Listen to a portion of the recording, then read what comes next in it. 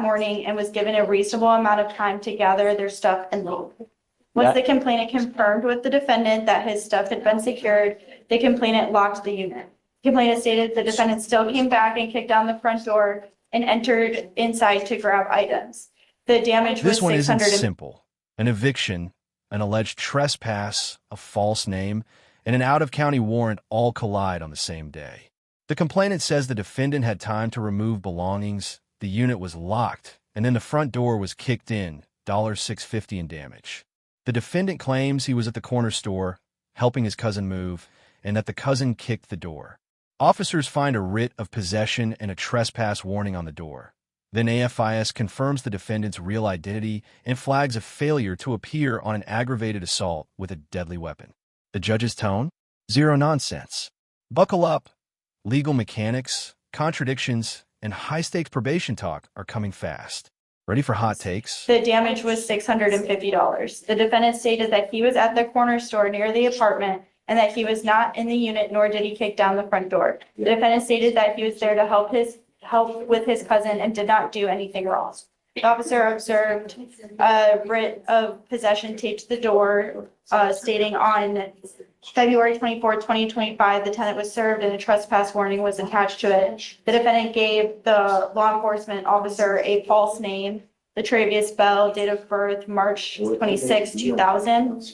Officer asked multiple times, to which the defendant confirmed his name was correct. And the defendant was later ID'd via AFIS to be Detravius Bell, revealing the defendant to have an outstanding out-of-county warrant out of Fort Bend for failure to appear for the aggravated assault with a deadly weapon. Can I speak, Your Honor? My understanding of the facts, without saying this is what he said, but it was him and his cousin. The officers are responding to a description. His cousin also has dreads, Your Honor. They were moving out of the apartment that day.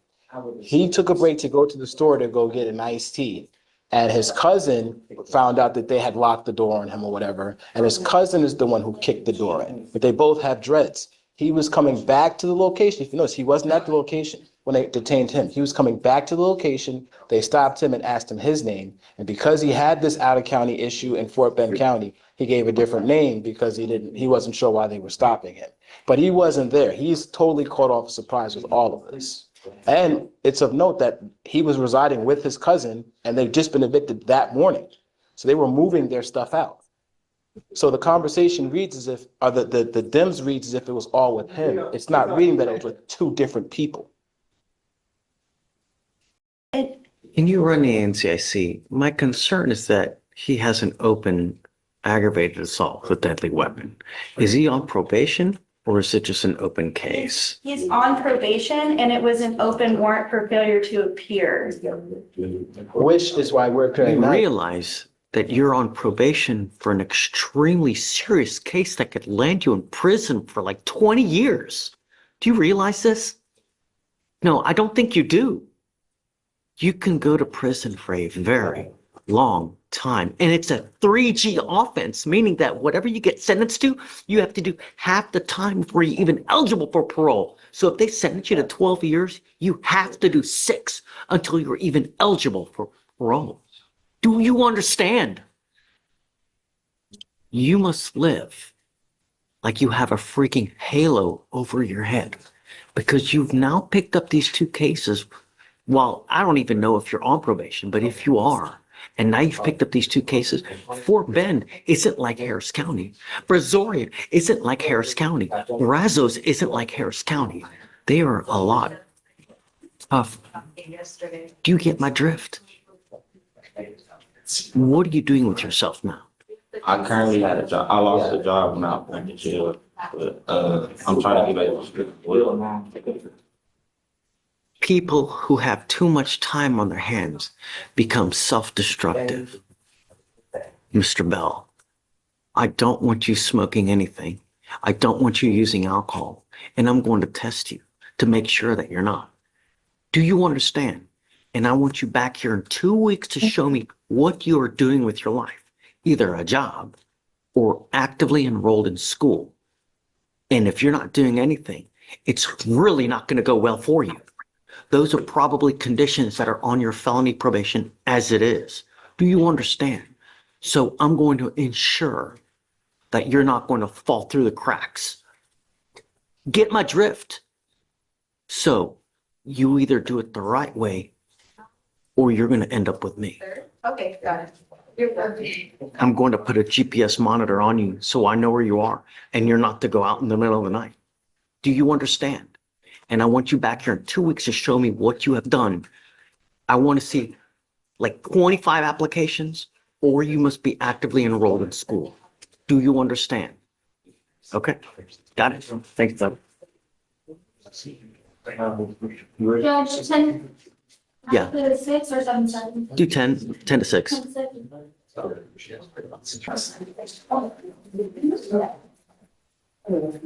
Ms. Jackson. Good morning. And you're charged with theft. You're facing up to 6 months in jail and or a $2,000 fine. You've worked out an agreement that they're offering you 3 days in jail with credit for the 2 days that you've done. You need to understand that this charge will go on your record. It's going to be there for the rest of your life. This now makes 2. What happens on the next one? I think the jail time might be, it become a felony. Prison time. That's what you're looking at the next time for a pack of gum. You could be looking at many years in prison. Do you understand? Yes, sir. I do understand. You're giving up the right to a trial, right to compel witnesses to testify on your behalf, confront and cross-examine your accusers. If you're not a citizen, there are possible immigration consequences. You can be deported, excluded from the country, denied naturalization. You give up the right to appeal. Once you plead guilty, this will go on your record. You can never take it off. Not only that, from now on, you're looking at a minimum of 90 days in jail for any new cases that you pick up. Do you understand? Yes, sir. All right. How do you plead to the offense, ma'am? Guilty. I'm going to find you guilty. I'll send you to the 3 days in jail, give you credit for the 2. Please see the clerk. Thanks. Sure. Are you appointed on? Is he appointed? Yes. Yeah. Yeah. So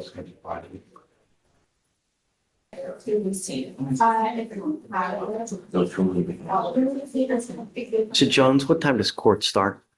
What was that, sir? What time does court start? It starts at, I believe, at 8:30 on Your Honor.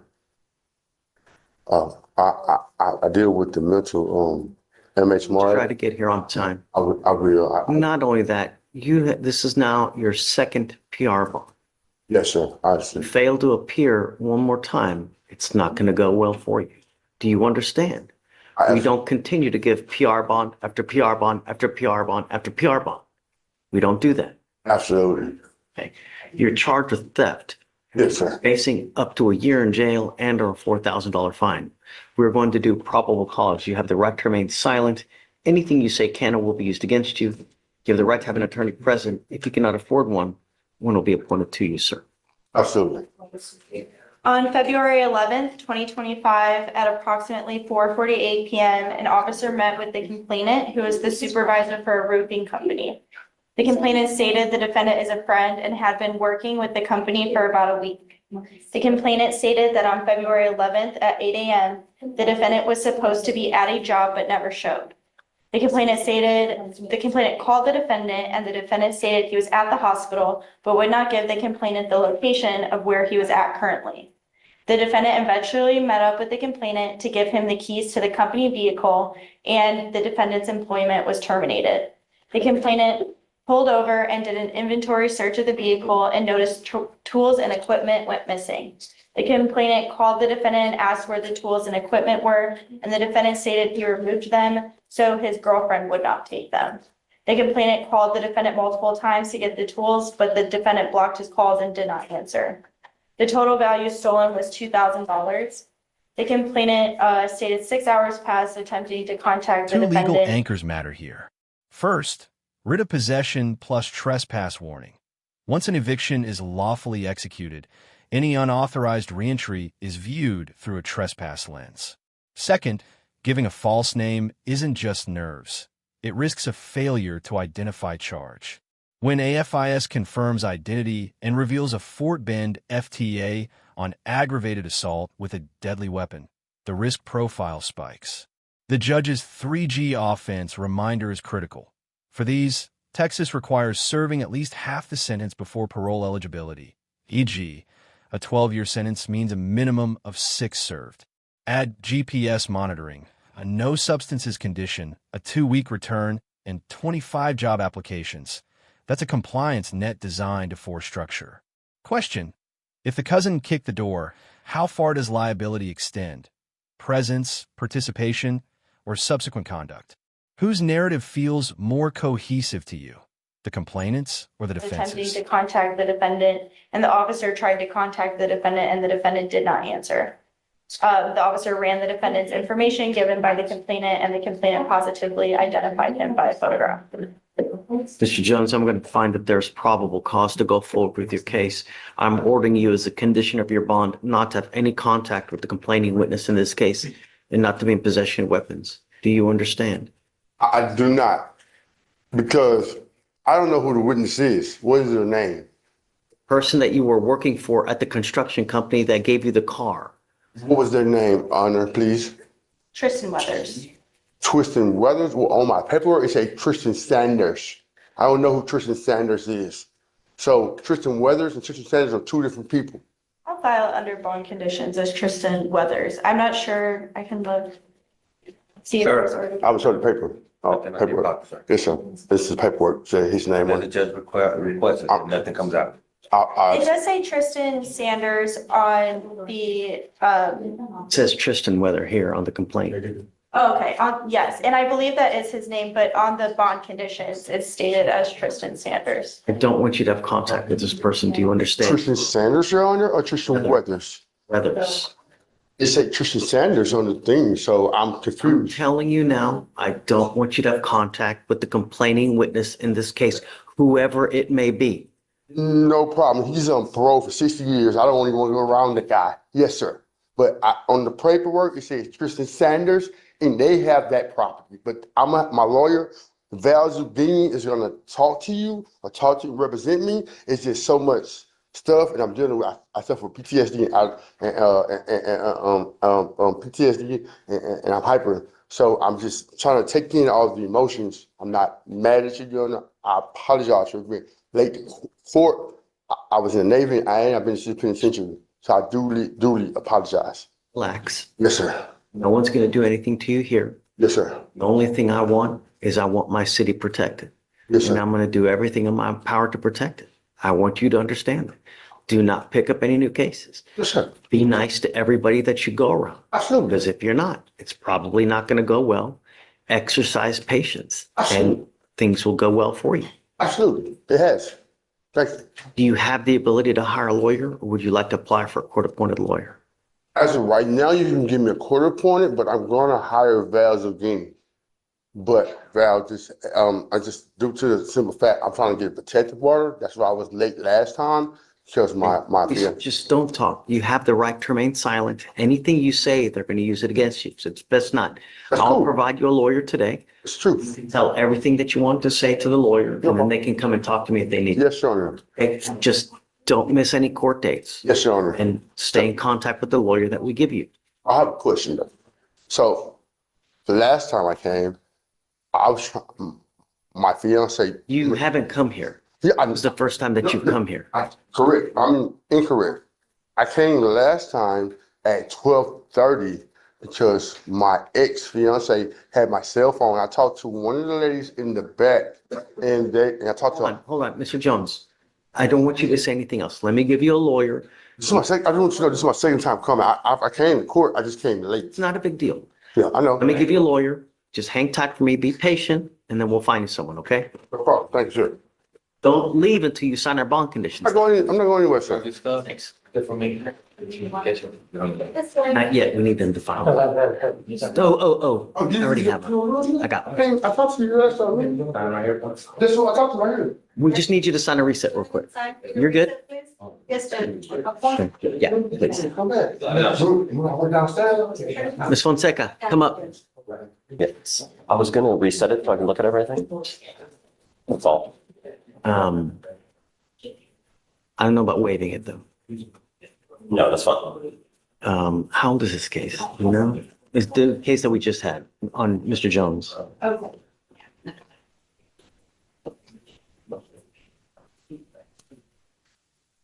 This is the new theft is from February 11th, 2025. The new, how many cases? Sorry, I thought that he had multiple. No, the theft is from February 11th. Mr. Jones, come up. I'll waive it. I thought it was old. It's not an old. It's up to you. I don't care one way or the other. Whatever you want to do, Jeff. Who wants to be here? So, Mr. Jones, Yes, Sean. I've given you a lawyer. I thank Okay, you. so I usually waive people's appearances, meaning that you don't have to waste your time coming to court, but you have to stay in touch with him. If he tells me he can't get a hold of you because you're not answering his phone calls or text messages, I'm going to issue a warrant. All I'm asking you to do, don't get in trouble and stay in contact with him. That's literally all I'm asking you to do. Don't get in any trouble. Yes, sir. Do you understand? Yes, sir. All right, we're good. He can't leave yet because he has to sign bond conditions. As soon as he signs it, then we'll let you go. Okay, they're creating bond conditions. So you promise us that you're going to behave. We'll have you sign it. And then after that, you'll be free to go. I'm not a better version, Your Honor. It's just looking at the damn paper. I changed my life. I got you, man. We'll trust you. I've been You're out and about with us now. doing a lot for the community. Just stay in contact with him. I'll Okay? give you my number once we're done, okay? Can I tell you something though? I actually was on the news last year with Kim R, Judge Nimmy. They did a story on me in Channel 2 News. I was on the news. They used my story for the company I work for change for mental health. That's great. And I was on the story for Kim R and Judge Nimmy and Chronicle. So I've made a bunch of changes. This is a mistake, and I just get so emotional when it comes to it. But I apologize. Don't, because remember, they can use anything that you say. I got you. Just, I got you. No problem. Let me look at everything. No problem. We'll figure everything out, okay? Thank you. Okay. Judge. all right, so take a seat, but don't leave until we let you go. All right, have a seat. Thank you, Mr. Jones. Okay, and then I got one more, That Judge. Tristan This- Weathers versus Tristan Sanders mix-up is a classic courtroom admin snack. Legally, no contact orders are person-specific, so the judge smartly clarified on the record, do not contact the complaining witness, whoever that is in this case, until it's correctly reflected. Why it matters? If the name is wrong and the defendant contacts the actual complainant, that's an easy bond violation. Meanwhile, the defendant's statement about being on parole for 60 years elevates the stakes, and the theft narrative, $2,000 in tools, admissions about removing them, blocking calls, tilt against him. Still, the court balanced things, appointed counsel, explicit right to silence reminders, and a possible appearance waiver, but only if the defendant stays in contact. Your take: did the court set fair guardrails despite the paperwork error, or does the identity confusion create meaningful doubt in the defendant's favor? Okay, and then I got one more, Judge. This is going to be Vanessa Gonzalez. They're still trying to get a RIP call done, so there's not a RIP done yet. So I'm just going to reset that. It's 189 days old. That's why. I mean, how long? We're now 3 months waiting for a RIP? Right, and we've attempted to contact him multiple times. People don't want to be found, or want to be found. I'll give you a week. After that, just proceed as if without, Okay. And she is here. Can I waive her appearance? Yeah. Thank you, Judge.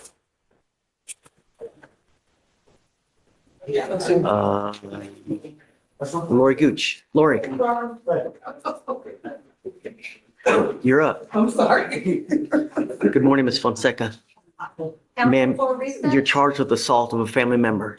You have worked out an agreement. They're offering you 90 days in jail with credit for the 35 that you have already done. You need to understand that there are a lot of serious things that are happening right now. You're pleading guilty to this offense. This offense will go on your record. There's also an affirmative finding of family violence. What that means is that if you ever pick up another case like this, you will be facing a third-degree felony, a minimum of 2 years in prison, a maximum of 10 years in prison. And it doesn't have to be a drag-down fight. You just squeeze the arms enough to where it hurts. You're looking at up to 10 years in prison. You understand? You can never own a gun or ammunition as a result of this plea as well. You're giving up the right to a trial, right to compel witnesses, testify on your behalf, confront and cross-examine your accusers. If you're not a citizen, there are possible immigration consequences. You can be deported, excluded from the country, denied naturalization. You give up the right to appeal. Once you plead guilty, this will go on your record. You can never take it off. Is this what you want to do? Are you on probation or parole at this time? I just started probation on the 17th of March. I just pled out to a felony There. CW and got deferred, but she's going to a program. Yeah. But make use of that program. If you have some kind of addiction issues or whatnot, Sir. I'm telling you, there's only so many times they're going to let you go before they send you to prison. Sir, You understand? I understand. All right. Good luck, man. Thank you, Ms. Gooch. Thank you, Judge. Yeah, it's still John. Hi, Yasha. How are you, Judge? What's up, man? Not much. Crazy day, but I have a plea ready for Mr. Lamont Edwards. I'm ready when you are. Ready? Okay. Yeah, yeah. Mr. Edwards? Good morning, Mr. Edwards. Sir, you're charged with driving while intoxicated. You're facing up to 6 months in jail and or a $2,000 fine. You have worked out an agreement. They're offering you 6 days in jail, credit for the 2 that you've done. You need to understand that this charge is going to go on your record. It will be there for the rest of your life. You get pulled over, an officer's going to look at your record. You smell like alcohol or dope. What do you think they're going to do? Right. What we're doing today, from now on, you're facing a minimum of 90 days in jail for anything that you pick up. Do you understand? Yes, sir. No more proverbial slaps on the wrist. So if I were you, even if you have one toke, a sip of alcohol, don't get into a car. It's a huge risk. You understand? Sir. You're giving up the right to a trial, right to compel witnesses, testify on your behalf, confront and cross-examine your accusers. If you're not a citizen, there are possible immigration consequences. You can be deported, excluded from the country, denied naturalization. You give up the right to appeal. Once you plead guilty, you can never take this off or undo this. This is what you want to do. Sir. How do you plead for the offense of driving while intoxicated? I'm going to find you guilty. Follow the agreement. What do you do for a living, sir? I'm actually disabled. What's the nature of your disability? I was with, Okay. side What's the job. disability? So What's your disability? my health issues. What kind of income do you have coming in? That SSI. You need to understand that DWI is big business. There's a $3,000 surcharge that would normally apply to this.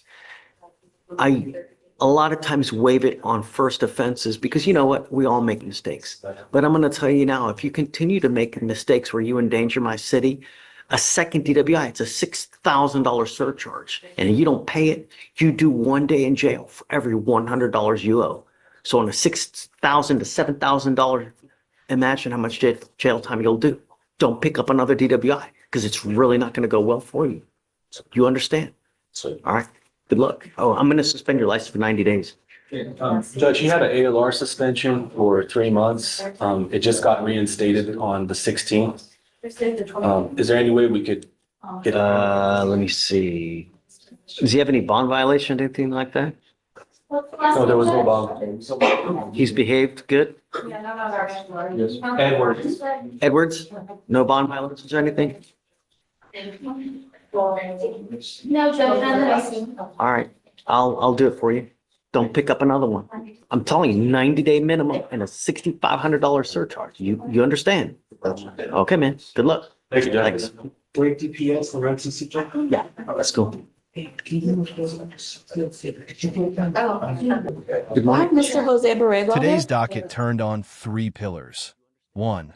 The eviction to trespass pipeline, where a false ID and an outstanding warrant weakened the defendant's position, leading to GPS monitoring, sobriety conditions, and a 2-week productivity check. 2. In Mr. Jones's matter, despite the complainant name confusion, the court made the no-contact boundary crystal clear, preserved rights, and enforced communication discipline with counsel.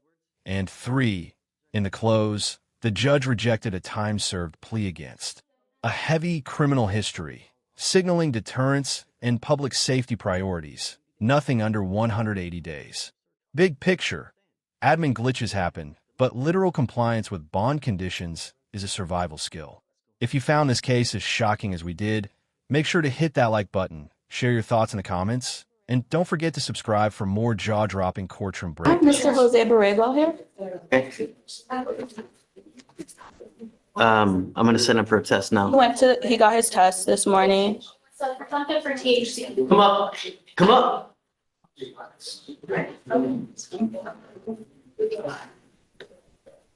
If I may make an argument, Judge. Sorry, who was the client? Jose Borrego. Yes.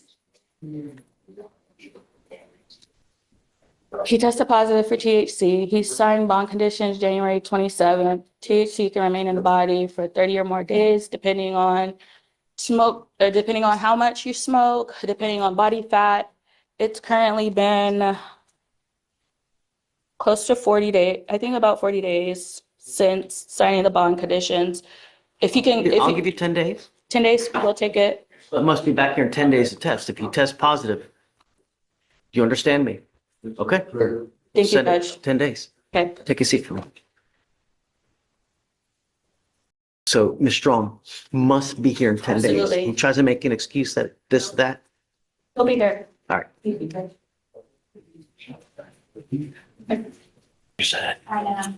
Catherine Herrera? Ma'am, you're charged with driving while intoxicated. You're facing up to 6 months in jail and or a $2,000 fine. You've worked out an agreement. They're offering you 3 days in jail with credit for the 1 day that you've done. You need to understand something very important, that this charge will now go on your record. It's going to be there for the rest of your life. It's even there after you die. If you get pulled over in a car, an officer's going to look this, they're going to see this. If they come up to you and they smell alcohol or dope, it's probably not going to go well for you. And what we're doing today, from now on, you're facing a minimum of 30 days in jail. No more proverbial slaps on the wrist. Do you understand? You give up a lot of rights by entering into this agreement. You give up the right to a trial, right to compel witnesses to testify on your behalf, confront and cross-examine your accusers, the right to be arraigned, charged, read in open court. If you're not a citizen, there are possible immigration consequences. You can be deported, excluded from the country, denied naturalization. You give up the right to appeal. Once you plead guilty to this offense, ma'am, it will go on your record. It's going to be there for the rest of your life, like I said. Is this a true first? Yes, Judge. Okay. No PTI? No, Judge. Okay. How do you plead to the office, ma'am? Guilty or not guilty? I'm going to find you guilty. I have to suspend your license. I will suspend it for 90 days. Ma'am, there's also one more thing you need to understand, that DWI is big business in this state. There's a $3,000 surcharge that would normally apply here. I'm not going to tack on to you now, but if you come up here with another DWI, a second DWI, it's a $6,000 surcharge. And if you don't pay it every day, or I'm sorry, every $100 you owe, you will sit 1 day in jail of that $6,000. Do you understand? Don't come back. Otherwise, it's a minimum 30 days in jail and then a boatload of costs. Good luck to you, man. Thanks. Shit.